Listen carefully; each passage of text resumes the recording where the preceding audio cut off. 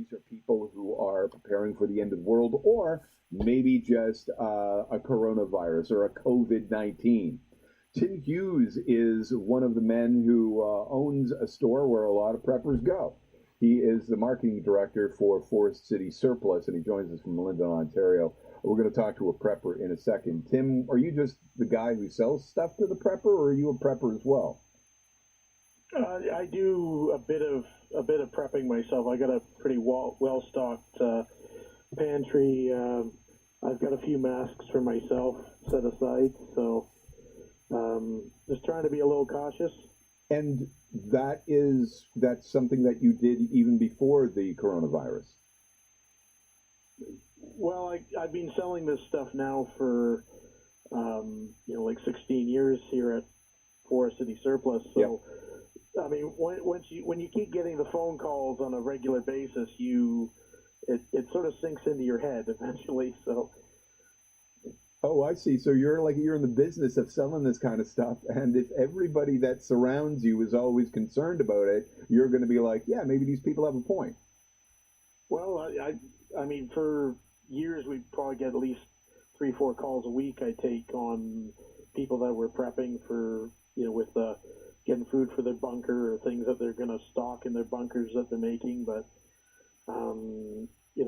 it's sort of peaked and valleyed over the years. And, I got to say, you mentioned about people that were, you're laughing at them, the guys that prepped for 2012. Well, a lot of the survival food has a 25-year lifespan. So those guys, they're already prepared for this now. Yeah. What does that food taste like? Yeah, it's a little salty because that's one of the main kind of preservatives that they put in. I mean, you gotta expect there's going to be some sort of preservative in it to last that long. But other than that, it still tastes fairly regular, like regular food. So just a little over salted, I'd say. So. As you're watching all of these people buy hand sanitizer and stocking up on masks and stocking up on toilet paper, is that something that you're amused by, or you understand that? Oh, I understand. I understand that. I mean, no one wants to be caught, without a roll of toilet paper if they've got, some dysentery or something like that. So. And what other items do you actually sell to these people who are known as preppers? It depends on the type. So there's two main types. The ones that are what they call the bug in, which is staying in their house, and then the others that are ready to flee the city. So the ones that want to flee the city, it might be like a good backpack, a collapsible saw, any survival tool that will really fit into a backpack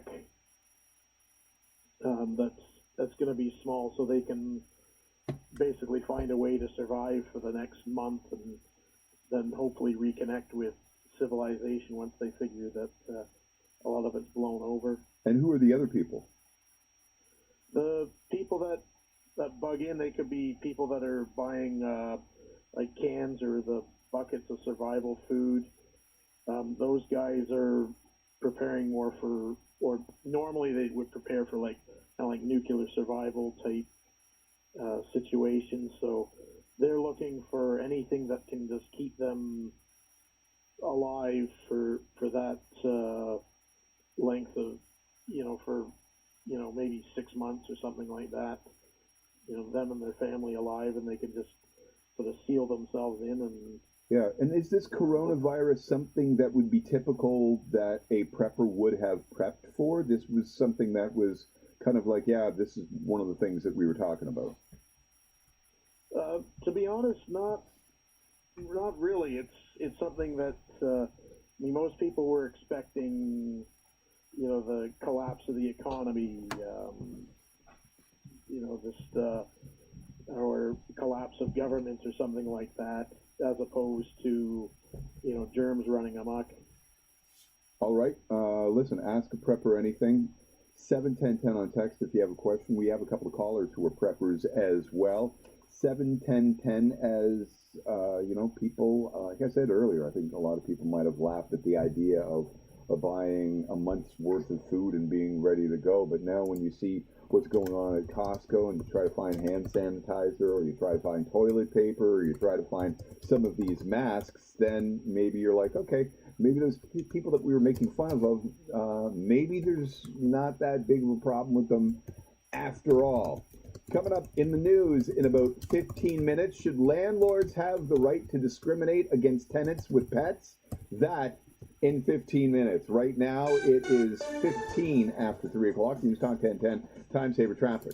Some minor problems on the northbound DVP approaching York Mills. Just surplus. He is in London, Ontario. What is a bug out bag, Tim? It's basically a backpack where you pack all the essentials that you think you would need to survive for a certain amount of period. Sometimes you get one for the woods. Some people have them for their cars, like we saw with Fort McMurray. With the wildfires, people were making ones that they could just literally keep by their front closet and then throw in their car and run away from the city if they needed to. Yeah, that's what you were mentioning earlier.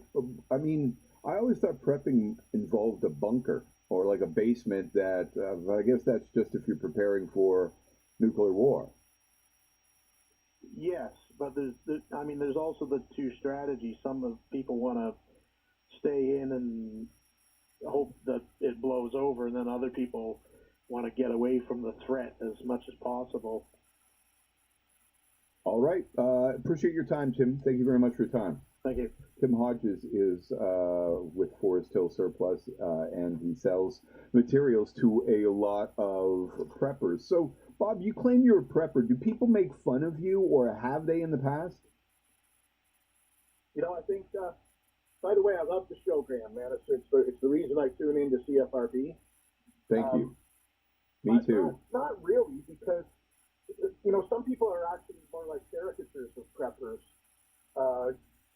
There's no way my wife and I would be prepared for the apocalypse, something on that scale. But we live outside of a major city. We're not far from an urban area, but we're semi-rural. And part of living in a rural environment is